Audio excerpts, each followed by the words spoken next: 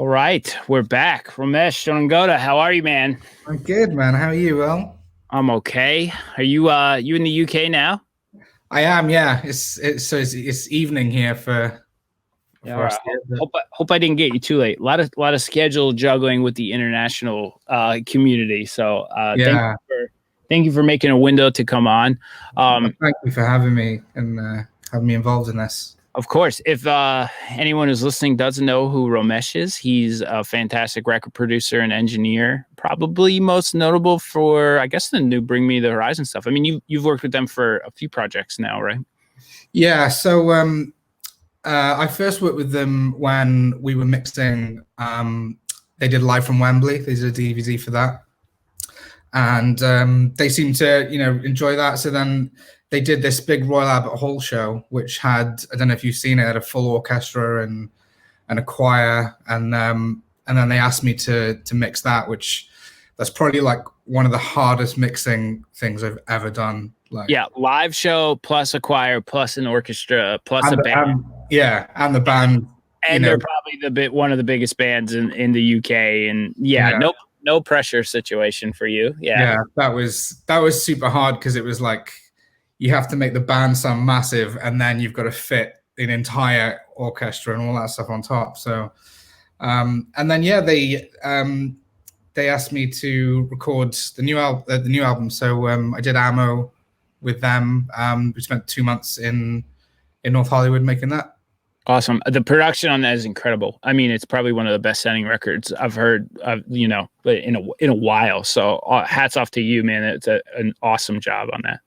Yeah, Jordan and Ollie like did an incredible job on. They were like Jordan especially is like amazing at all that synth work, and all the stuff he has is incredible. But yeah, no, it was a great time. Yeah, awesome. So you spent a couple months in America then making that record, and you're from the UK. Were you around? Like, how is your perspective of America? I keep asking. I like asking people from outside of America because I think we've spoken a bit about traveling with some other guests and how going to other places and experiencing new things and meeting new people, it can really change your perspective of where you come from. And it's sort Yeah, of, I think it helps create a more well-rounded opinion of the world. So, I mean, you're definitely a well-traveled guy too. So being in America recently, being back in the UK, knowing everything that's going on right now, like, what's your perspective about things that are happening? I think definitely for myself, with having brown skin, like definitely coming off the plane into LAX, like I'm always kind of like, I don't know, it's just a feeling. That's how I feel. I always feel a bit kind of anxious, and um, I think I kind of like clock myself doing things like trying to not look, trying to look as non-threatening as you can, and like all that stuff kind of goes through my head where it probably doesn't go through other people's sometimes. But yeah, I think once I've always had that. I think coming to America.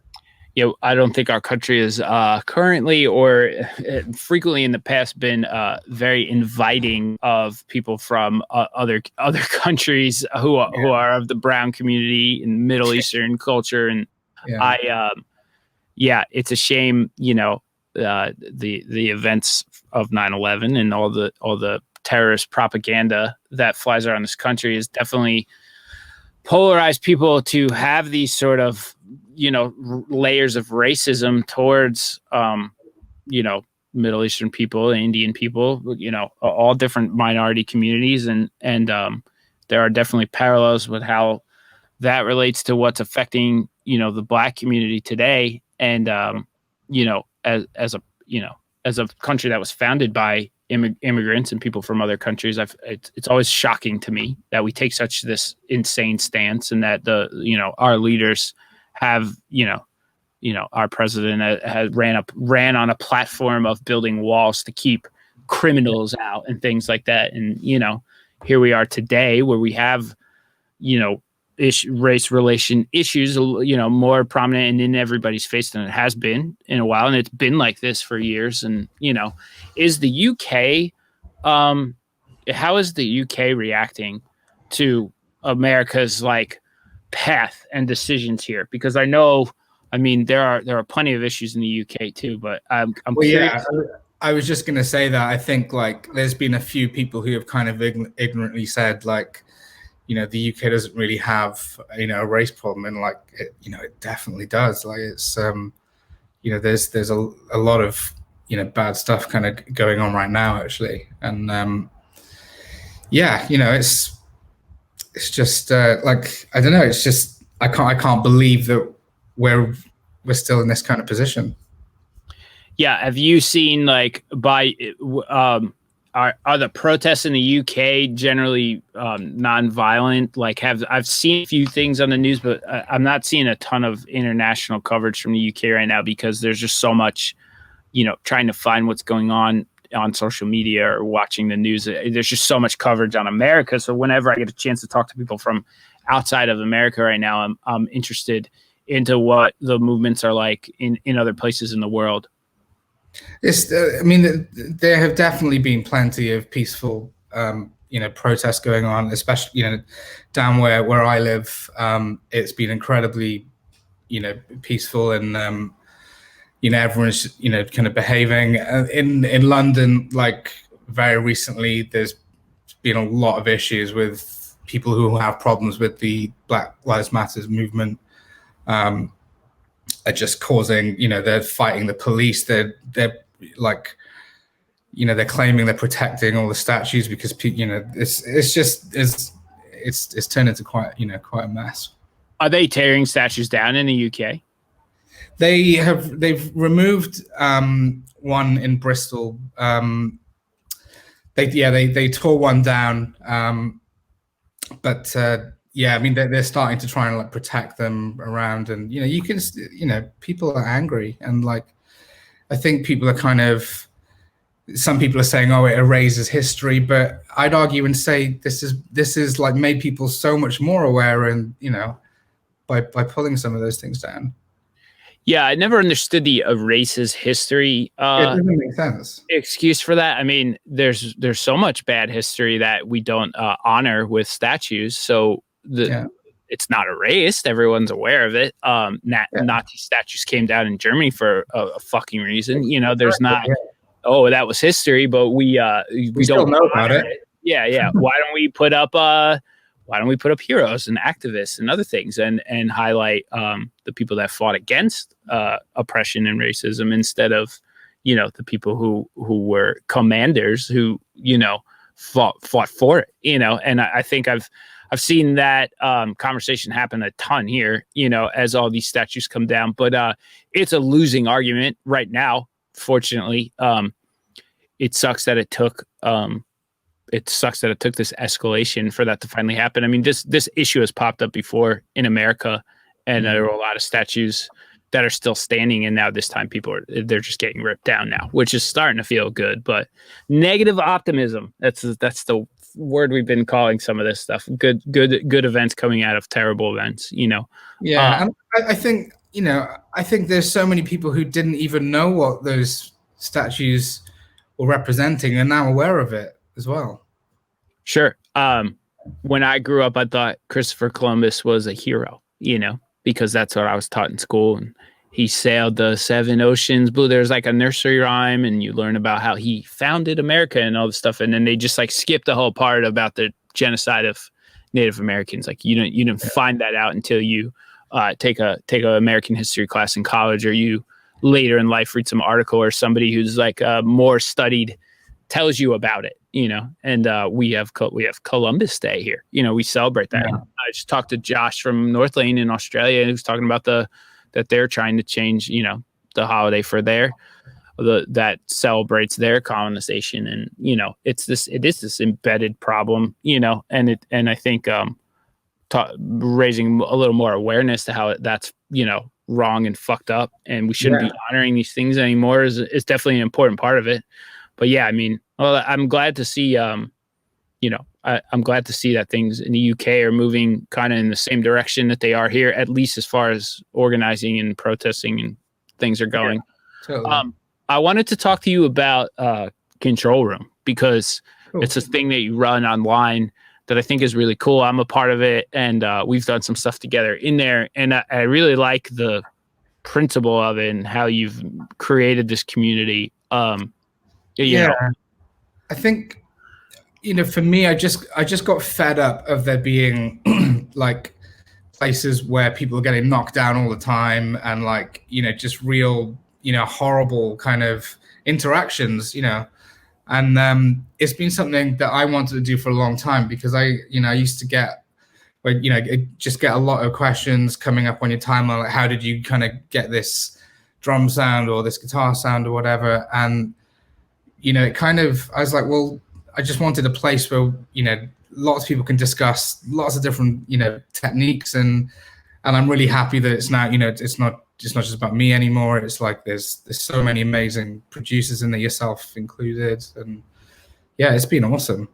Yeah, it's definitely the most positive, where everyone kind of supports each other in there, and the community, the discussions and all the talks always stay on a good lane. And the internet is so fucking toxic right now that it's I know. It's cool that places like this exist, where you can talk about things and problems, and you don't actually have to you don't have to actually deal with like a lot of negative criticism and what's going on right now. So it is a very awesome thing that you have. Is it like, it is publicly available, right? Or is it like, how can you join Control Room? Because I'm sure, we're on right now. I'm sure there's some producers and engineers who are checking this out who might not know about it. Yeah, you can go to, it's control-room.net, and you can sign up. It's £2 for your first month. And we do loads of awesome stuff. And then we had some wicked live streams. We had Mike Crossy, who did the 1975, which is, they make amazing sounding records. I know they're probably, aside from Ammo, one of the other best sounding records I've heard in a while. Yeah. And we just get to pick his brains, and he's telling us, so, it's just a really open way of like communicating with a producer. It's all live, so you can like interact with them. And yeah, that's, it's just been so cool. I mean, even for myself, and I've been doing it for such a long time. I learn so many cool, new ideas in there every day. And, I think that's been fun. And it's massively helped like my kind of mental health as well. Yeah. Just I think positivity in there. Yeah. Positive educational tools right now are, in demand for me. So yeah. I was excited to talk to you about that and shine a bit of a light on that. I think, this country as a whole has been deprioritizing education for years and years. And you've created a very easy and extremely affordable way to people to learn about music and recording and, producers directly from people without, with all you need is really access to a computer or a phone and you're there, and I mean, a lot of the problems I think that are going on right now, it goes back to, a lack of education in our country, whether that's actually school systems or people not educating themselves enough about current events or issues or what's going on with the Black Lives Matter movement or what's going on with politics or, anytime I can shine a light on positive education stuff, I think, it's worth talking about. So thank you for coming on here and chatting. Oh, my pleasure. Be a part of it. Absolutely, man. We do have a cool giveaway from you too. This is Romesh's software, his Tone Hub preset pack. You actually win the STL Tones plugin and his preset pack. Give me a couple bands that you've produced that are in this one. I don't know what particularly you've designed for this. They aren't tones from records, but they're amps that I've used on records, like the Funeral for a Friend Bogner's in there. Cool. That's patch one, and I love that. That's a really good one. Ooh, I have to check this out. I've been organizing this. I haven't had a chance to play with all these. I spent ages when we were doing it. I was like, I want patch one to just be this, this fucking cool sound, and like, that's the actual funeral for Fran Ubershall. That's like number one on there. Awesome, man. Well, Romesh, dude, thank you for being a part of this. As always, I appreciate you. And yeah, we'll talk soon, man. See you soon. Have a good one. Thank you. Bye. All right. Romesh Dodangoda, a very sick record producer, donating some software. STL Tones, shout out to them too for coming through with some assists on these. Soundring.live, $10 charitable donation gets you entered into our giveaway raffle. We're going to randomly select winners, leave a note of what you want, and if we pick you, we will give you that prize. The top 3 donations that we receive get to cherry pick their prizes from the pile before we go into the random donations. So if you want something, bid on it aggressively, please. And if you've already donated, thank you.